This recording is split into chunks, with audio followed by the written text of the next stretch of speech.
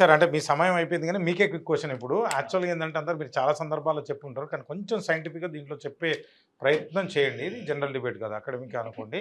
ఇప్పుడు 100, 110 అంటున్నారు ఈడబ్ల్యూఎస్. మొన్న మీరే ఇందాక చెప్పారు, జేపీ గారు కావచ్చు, జస్టిస్ ఈశ్వరయ్య గారు కావచ్చు, లేకపోతే ఆర్ఎస్ ప్రవీణ్ గారు కావచ్చు, ఒక్క లక్ష్మణ్ గారు తప్ప లాస్ట్ జరిగిన డిబేట్లో. అంతకుముందు ఇంకా నలుగురు కూడా ఈ డిబేట్కి హాజరు కావడం జరిగింది. వాళ్ళందరూ కూడా ఈడబ్ల్యూఎస్ అయితే అవసరం లేదే అని అన్నారు. అది 110 అనేది సమంజసం కాదు. ఇందాక డాక్టర్ గారు చెప్పినట్టయితే ఇది ఏదో కోర్టులు 50% పరిమితికి కూడా మించే ఉన్నది.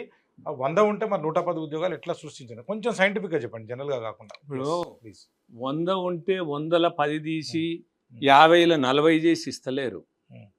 విద్యలో కానీ ఉద్యోగాల్లో కానీ క్రియేటివిటీ చేసి ఆ 10 ఉద్యోగాలను మాత్రమే వీళ్ళకి రిజర్వేషన్లు ఇస్తున్నారు. కాబట్టి దీంట్లో ఇప్పుడు మీకు ఇంకొకటి కూడా చెప్తారు, ఇది కొద్దిగా నాకు టైం ఇస్తే చాలా బాగుంటుంది. ఇది ఎందుకంటే అందరూ కూడా మేధావులు మాట్లాడడం వల్ల ఇది ఏంటంటే సరైనటువంటి సందేశం పోక ఇంకా దీని మీద అపోహలు పెరుగుతూ ఉన్నాయి. నాకు కొద్దిగా టైం ఇవ్వాలి, ఏమనుకోవద్దు. అన్నలకు కూడా పర్మిషన్ కోరుతున్నా ప్లీజ్. నేను ఎందుకంటే ఇప్పుడు ఇది రాష్ట్రపతి రాజ్యాంగ ముద్ర. రాజ్యాంగ ముద్ర ఎప్పుడు పడుతుంది? పూర్తిగా పార్లమెంట్లో బిల్లు ఆమోదమైన తర్వాత రాజ్యాంగ ముద్ర పడుతుంది. ఒక ఆయన అంటాడు, ఒక ఐఏఎస్ ఆఫీసర్ అంటాడు, ఏమంటాడంటే ఎట్లొచ్చిందో ఏమొచ్చిందో రాత్రి మోడిచ్చిండు అంటాడు. ఇంకా నేనేం చెప్పాలో నాకు అర్థం. అంటే ఇది తెలవాలి సమాజానికి. కొద్దిగా నాకేమనుకోకండి, వాస్తవాలు తెలవకపోతే ఇది 103 రాజ్యాంగ సవరణ పార్లమెంట్లో పెట్టింది. 103 రాజ్యాంగ సవరణ తర్వాత దీని మీద ఈ బిల్లు పాస్ అయినాక కూడా సుప్రీంకోర్టులో అనేక మంది వాద్యాలు వేశారు. అంటే ఈ 10% ఎట్లిస్తారు అనేది. తుది తీర్పులో కూడా ఇది ఇవ్వడం సమంజసమని కోర్టులలో వాదనల తర్వాత ఇటువంటి జడ్జిమెంట్లు ఉన్నాయి.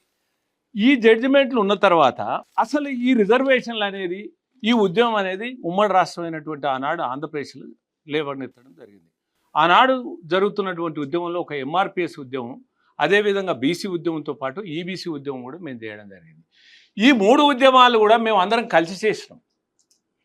ఈ ఉద్యమానికి ఆనాడు అగ్రకులాలు సపోర్ట్ చేయలే, ముందుకు రాలే. ఎందుకంటే వాళ్ళ ఒక ఫీలింగు, మేము అగ్రకులం ఫార్వర్డ్ క్యాస్ట్, మేము మీటింగ్ పోతే సభకు పోతే ఎట్లా, సమావేశానికి పోతే ఎట్లా, రాస్తారోకోలకు పోతే ఎట్లా, ధర్నా పోతే అంటే వాళ్ళకు ఒక ఫీలింగ్ తోటి అనేక మంది నాయకులు ఇంకో రాజకీయంగా ఒకవేళ సపోర్ట్ చేస్తే మా ఓట్లు పోతాయనేటువంటి ఫీలింగ్ తోటి పూర్తిగా సపోర్ట్ చేయాలి. కానీ ఆనాడు ఉన్నటువంటి ఎస్సీ సంఘాలు, ఎస్టీ సంఘాలు, బీసీ సంఘాలు, ప్రజా సంఘాలు, లౌకిక శక్తులు, సామాజిక శక్తులు, ప్రజాస్వామిక శక్తులు కూడా కులం అనేది పేదరికానికి కాకూడదు, అన్ని కులాల్లో పేదలు ఉన్నారు కాబట్టి ఈ పేదలను కూడా ఆదుకోవాల్సిందే అనేటువంటి ప్రభుత్వం మీద ఒత్తిడి పెంచినటువంటి పరిస్థితులు ఉన్నాయి.